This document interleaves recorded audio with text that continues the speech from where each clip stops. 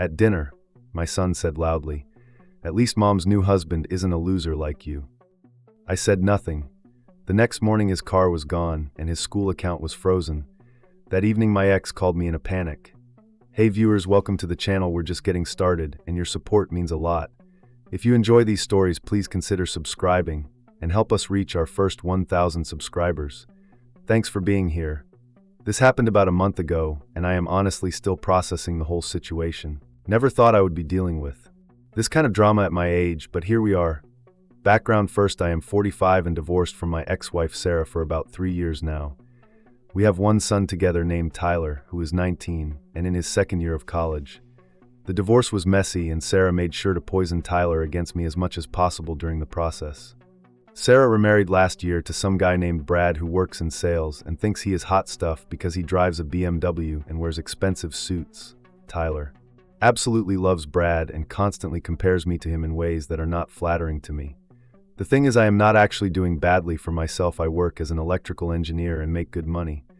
I own my house outright and have decent savings, but I'm not flashy about it like Brad is. I drive a practical sedan and dress normally. Sarah has convinced Tyler that this makes me a loser. During the divorce, Sarah fought me on everything, including child support and custody. She wanted maximum child support and minimum visitation rights for me. The court did not see it her way, and we ended up with shared custody and reasonable support payments. Part of the divorce agreement was that I would pay for Tyler's college expenses, including tuition, room, and board. This was my idea actually because I wanted to make sure Tyler had opportunities regardless of what happened with the marriage. Sarah agreed to this arrangement. I have been paying about $30,000 per year for Tyler's college costs. Private university is expensive, but I wanted him to have the best education possible. I set up automatic payments for tuition and gave Tyler a credit card for other school expenses. Tyler has been increasingly disrespectful toward me since the divorce. Sarah encourages this behavior and Brad does nothing to stop it. Family dinners when Tyler visits me have become exercises in patience as he makes constant comparisons between me and Brad. According to Tyler, Brad is more successful, more fun, and more generous than I am. Brad takes Tyler on expensive trips and buys him designer clothes. Meanwhile, I am just the guy who pays for his education and provides a boring, stable home environment. The car situation is relevant to this story. Tyler wanted a car for college, and Sarah demanded that I buy him one. The divorce agreement did not specifically mention a car, but Tyler kept pushing for it. I eventually agreed and bought him a decent used Honda that was reliable and appropriate for a college student. Tyler was not happy with the Honda. He wanted something flashier like Brad's BMW. I explained that a reliable used car was more practical for college, and that he should be grateful to have any car at all. Tyler accepted it grudgingly, but complained about it constantly. Recently, Tyler has been staying with me every other weekend as per our custody arrangement. These visits have become increasingly tense because Tyler spends most of the time talking about how great Brad is and how much better his life is at his mom's house. Last month, Tyler came for his regular weekend visit. I had planned to take him out to dinner at a nice restaurant because I wanted us to have some quality time together. I thought maybe we could have a conversation without all the drama for once. The dinner started out okay. We talked about his classes and his plans for summer break. Tyler seemed to be in a good mood, and I was hopeful that we could have a pleasant evening together. That lasted about 30 minutes. Tyler started talking about a vacation that Sarah and Brad were planning to take him on over spring break. Some expensive trip to Europe that sounded like it cost more than most people make in several months. Tyler was going on and on about how excited he was. I made the mistake of asking if Brad was paying for this trip or if it was coming out of Tyler's college fund that I provide. Tyler got defensive and said it was none of my business how Brad spent his money. He said Brad was generous, unlike some people. The conversation went downhill from there. Tyler started comparing Brad's generosity to my supposed cheapness. He brought up the car again and said Brad would have bought him something nice instead of an old Honda. He said Brad understood what Tyler needed, while I was just focused on being practical. I tried to change the subject, but Tyler was on a roll. He started listing all the ways that Brad was supposedly better than me. Brad was more successful, Brad was more fun, Brad was more understanding. According to Tyler, Brad was everything a father should be. The final straw came when Tyler said loudly enough for other diners to hear, "At least Mom's new husband isn't a loser like you." He said it with this smug expression like he was proud of himself for putting me in my place. I sat there for a moment just looking at him. Other people in the restaurant had heard what he said and were staring at us. I felt humiliated and angry, but I did not want to make a scene in public. I just asked for the check and we left in silence. The drive home was awkward. Tyler seemed to realize he had crossed the line, but he did not apologize. I dropped him off at his dorm and told him I would see him in 2 weeks for his next scheduled visit. He just shrugged and walked away. That night I sat in my house thinking about what Tyler had said. I realized that I had been enabling his disrespectful behavior by continuing to provide for him financially while he treated me like garbage. Something needed to change. The next morning I made some phone calls. First I called the bank and had Tyler's credit card canceled. Then I called his college bursar's office and requested they put a hold on processing any new charges to his student account until I could review them personally, since I was the account holder and payer this was within my rights. Finally, I called the car insurance company and had Tyler's car removed from my policy. I also drove to Tyler's dorm and used my spare key to retrieve the Honda. It was parked in the student lot, and I simply drove it home. Since the car was registered and titled in my name and Tyler was just an authorized user, I had every legal right to repossess it. Tyler had no ownership claim to the vehicle. By noon, Tyler's college account was frozen and his car was gone. His credit card stopped working when he tried to buy lunch. I imagined he was having a very confusing day trying to figure out what was happening. I did not call Tyler to explain what I had done. I figured he was smart, enough to put the pieces together eventually. If he wanted to treat me like a loser, then he could see what life was like without the loser's financial support. That evening my phone started ringing. First it was Tyler calling, but I did not answer. Then it was Sarah calling repeatedly. I let those calls go to voicemail too. I was not ready to deal with their drama yet. Sarah left several increasingly frantic voicemails. The first one was angry, demanding to know why Tyler's accounts were frozen. By the third voicemail, she was practically begging me to call her back because Tyler was having a meltdown. I finally answered when Sarah called for the 6th time. She was hysterical, asking what I had done and why I was punishing Tyler. She said he was crying and did not understand why his car and credit card were not working. I explained very calmly that Tyler had made it clear he thought I was a loser who did not deserve his respect. Since he felt that way, I decided he no longer needed financial support from someone he considered worthless. Sarah was speechless for a moment. Then Sarah started yelling about the divorce agreement and my obligation to pay for Tyler's education.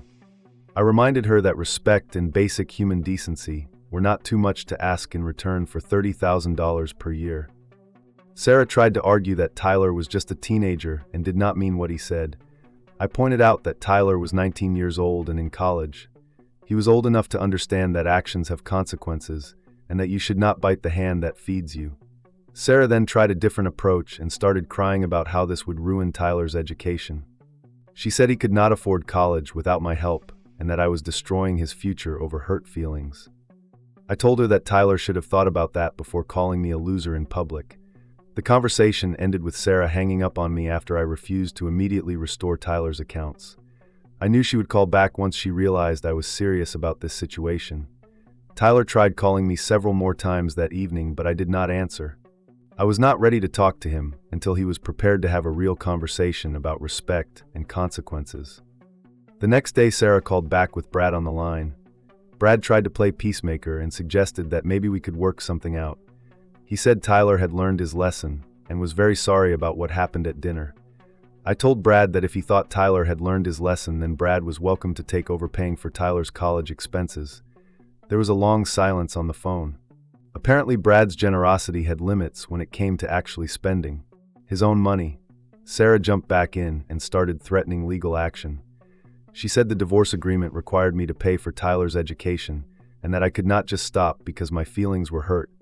I told her to have her lawyer call my lawyer. The truth is, the divorce agreement did require me to pay for Tyler's education, but it said nothing about tolerating abuse in exchange for that support. I was willing to argue in court that respect and basic decency were reasonable expectations for continued financial assistance. Over the next few days, I got calls from various family members who had heard about the situation. Some people thought I was being too harsh, while others said it was about time Tyler faced some consequences for his behavior. My brother said he supported my decision completely. He had witnessed Tyler's disrespectful behavior toward me and thought the kid needed a reality check. My sister was more concerned about Tyler's education but agreed that his behavior was unacceptable.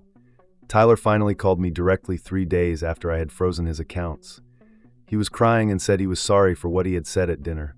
He begged me to restore his car and credit card and promised he would be more respectful in the future. I told Tyler that apologies were easy but actions mattered more. I said if he wanted my financial support, then he needed to show me genuine respect, not just when he needed something but all the time. This meant no more comparisons to Brad and no more insults about my lifestyle choices. Tyler agreed to my conditions and seemed genuinely remorseful about his behavior. I told him I would think about restoring his accounts, but that things were going to be different going forward. He would have to earn back my trust and financial support. After talking to Tyler, I decided to give him one more chance. I restored his college account so he could continue with his education, but I kept the car and credit cards suspended. I told him he could earn those back by showing consistent, respectful behavior over time. I also had a conversation with Sarah about boundaries.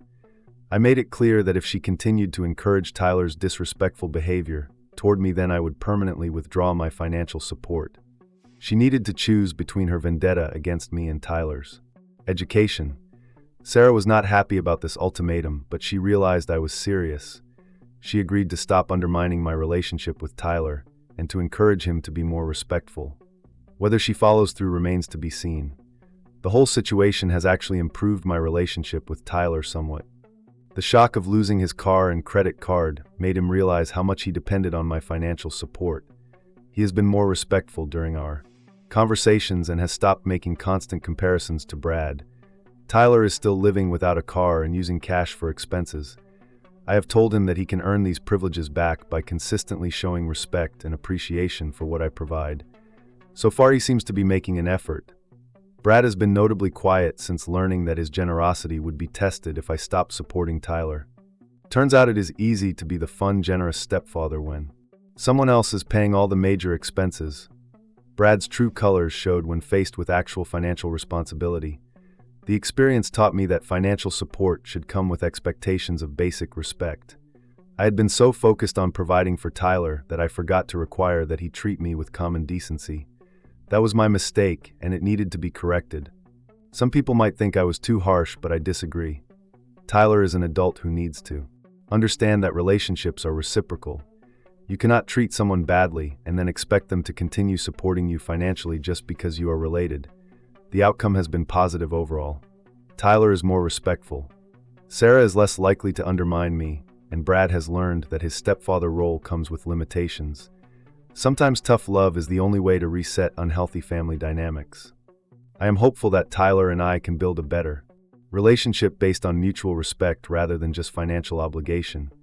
He is a smart kid who made some bad choices, but I think this experience helped him understand the importance of treating people well. Looking back, I wish I had set boundaries earlier, instead of letting the disrespect continue for so long, but better late than never. Tyler learned that actions have consequences, and I learned that providing financial support does not mean accepting abuse. The car is still sitting in my garage, and Tyler asks about it every time we talk. I tell him he can have it back when he has shown me 6 months of consistent, respectful behavior. So far, he is making progress, but he still has work to do. The whole situation was a wake-up call for everyone involved. Tyler learned that financial support is not unconditional. Sarah learned that her actions affect Tyler's future, and I learned that setting boundaries is necessary even with family members. I hope Tyler takes this lesson to heart and becomes a better person because of it. He has potential to be successful and kind, but he needed to learn that treating people well is just as important as achieving your goals. Sometimes the best gift you can give someone is accountability.